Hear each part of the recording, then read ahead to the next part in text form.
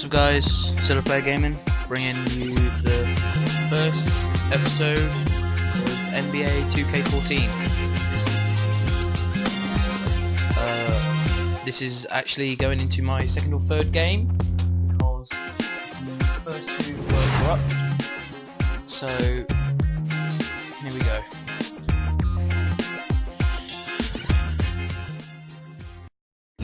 Signed for the Pacers.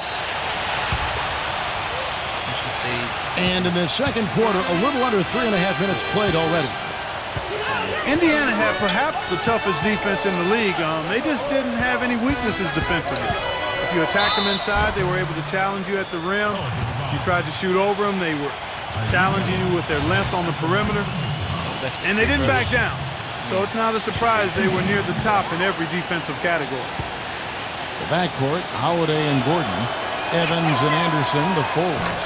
And it's Davis in at the 5 down low. So that's the group out there for New Orleans. Get back to you in a second. A lot of stat heads will look at opponents' effective field goal percentage as a measuring stick for defense. And the Pacers, Steve, were the best in the league at that.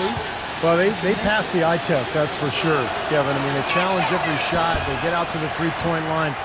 They block shots at the rim. And there's a reason this team was so good at the defensive end.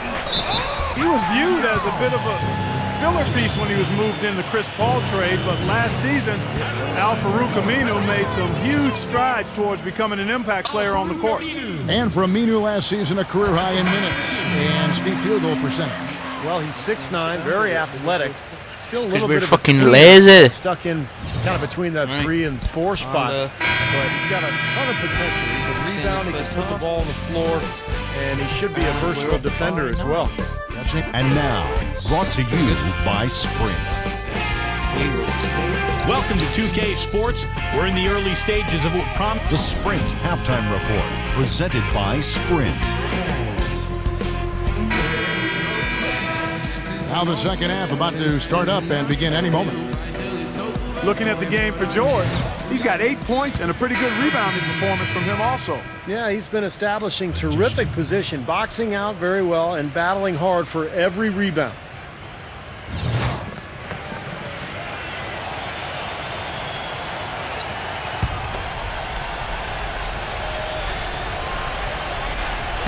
And it's the Pacers with the ball. The 12-point lead, their biggest of the game. And it's Granger penetrating. It's back to Hill. Hill left side. No, don't be cocky. Pass to Magician. Clock at 6. Granger outside. Get the shot. Fades. Sinks it. What range from outside. Wow. Granger's got 6 here in this quarter. He's got a nice stroke from long range, and he's not likely to pass up those opportunities when he gets them. On the court for Indiana, George Hill at the 1, Paul George at the 2. Danny Granger out there with Roy Hibbert, and it's Magician in at the small forward. Now here is Holiday. Evans off target with his 3. Their rebounding has been off the charts today, guys. Reason number 1, this game is out of hand. Exactly. I mean, the score is right where you'd expect it to be when the battle on the boards is that lopsided. And Doris Burke has a report for us from the sideline. Gentlemen, Tyreke Evans is now on a new team in New Orleans with a brand new 4-year contract. The former Rookie of the Year in Sacramento, but some of the Kings felt he hadn't developed the way they had hoped. Clearly, the Pelicans felt differently. They hope to vie for a playoff spot this season, with Evans' versatility enabling him to play multiple positions.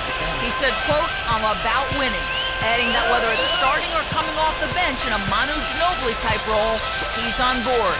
Guys? He's done a great job. Thanks, Doris. Gordon for 3, and that one's good. Gordon's got 6. Well, you can't leave him alone, especially from long range.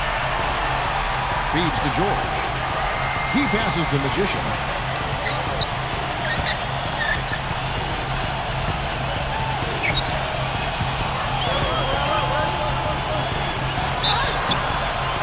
Foul call that time on the way up. That'll give him 2 chances at the free throw line here. And Steve and Clark, what do you make of his comments to the media after their last game? You know, playing in your first game is an eye-opening experience, to say the least. I mean, everything moves 100% faster than anything you've been part of before. College and preseason help you prepare, but there's no substitute for the real thing. No question, Clark. I remember going from preseason to the regular season. It was such a jump in intensity. It really startled me. I mean, preseason's pretty simple, pretty easy. All of a sudden, the regular season starts and everybody's going, as you said, 100% faster. And it's Gordon penetrating. Shot is blocked. Pacers leading by 14. Pelicans ended up being the name that New Orleans chose when it was all over. And I like the new look uniforms, but they had some other options as well that sounded pretty good to me. How about the brass? Because it gives nod to the music that New Orleans is popular.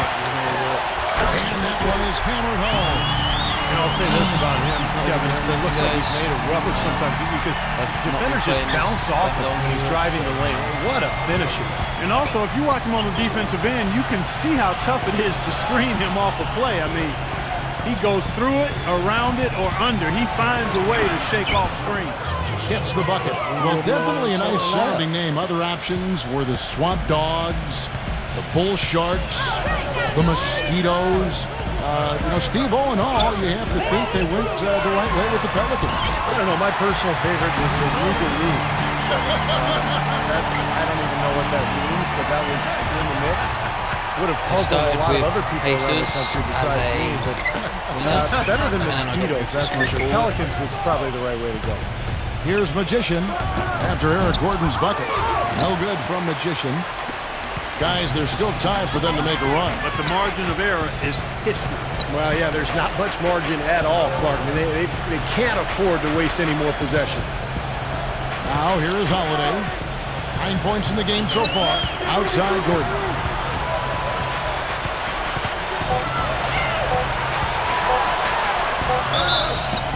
And he was fouled on the way up. 2 free throws now for him.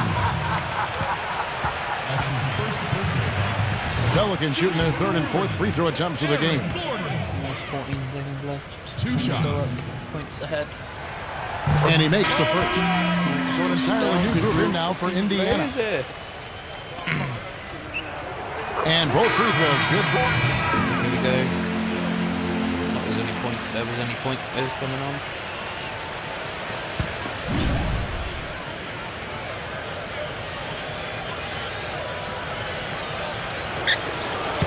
And he commits the intentional foul. Oh, come on, lads, come on, get it in.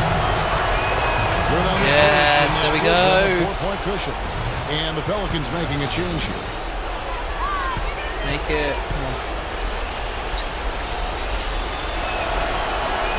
Second one is good. He's at the line, and it's a 5-point game. 7 seconds. And it just feels like those are the free throws that probably put this game out of reach.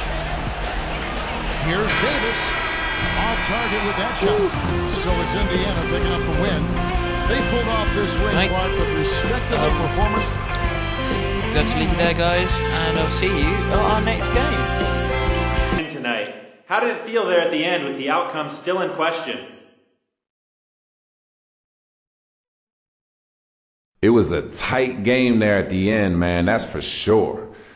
These are the kind of situations you prepare for, though, and it's a testament to this team that we were able to pull out the W.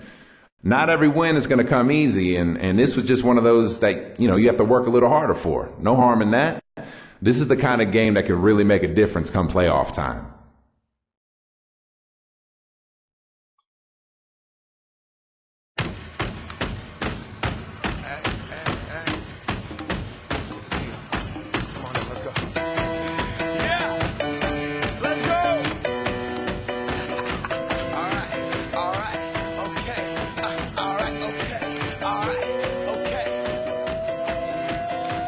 Return to the Mac. Get up what it is, what it does, what it is, what it isn't. Looking for a better way to get up out of bed instead of...